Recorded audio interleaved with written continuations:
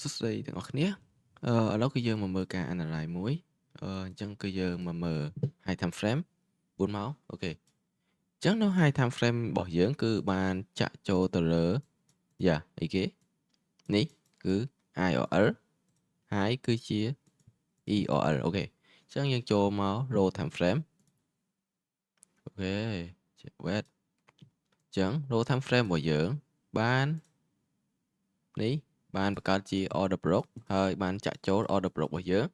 អញ្ចឹងបើតម្លៃមួយហ្នឹងបែកចំណុចកន្លែងមួយនេះហើយកន្លែងនេះក៏វាបានមកយកជាប្រភេទ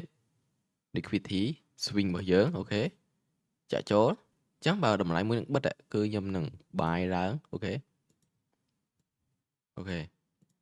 ញ្ចឹងគឺខ្ញុំយក13ចុះអូខេអញ្ចឹងគឺយើងចាំមើលទាំងអស់គ្នាហេតុអីបានខ្ញុំបាយនៅតំបន់មួយហ្នឹងទី1គឺវាបាន C stop hand អូខេនេះគឺ C កន្លែងនេះអស់មួយម្ដងហើយមានថា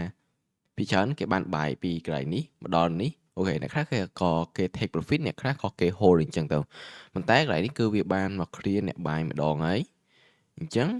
កន្លែងនេះអ្វីដែលយើងរកឱកាសគឺយើងរកឱកាសបាយម្ដងទៀតអូខេ5 4 3 2 1 0អូខេប៉ក់គឺយើងបាយសិនហើយអូខេសារ row time frame គឺវាបាន confirm បាត់ហើយបាទប៉ុន្តែនៅ3នាទីគឺវាអត់ទាន់បាន confirm ទេអូខេអញ្ចឹងនៅក្នុងលក្ខខណ្ឌហ្នឹងយើងបាយពីតម្លៃបច្ចុប្បន្នហ្នឹងទី1វាអាចមកយកបាយ size នៅ row time frame ហើយបន្ទាប់មកវាមកបំបែក row អញ្ចឹងទៅអញ្ចឹងនៅក្នុងលក្ខខណ្ឌហ្នឹងបើកន្លែងហ្នឹងនៅ3នាទីគឺវាបានបិទជា candle ទេគឺបញ្ហាហើយអូខេប៉ុន្តែបច្ចុប្បន្នគឺយើងបានបាយបាត់ហើយកន្លែងគឺខុស rule អូខេប៉ុន្តែ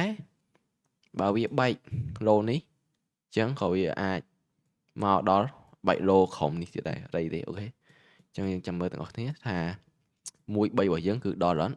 យើងចាំតិចទៅ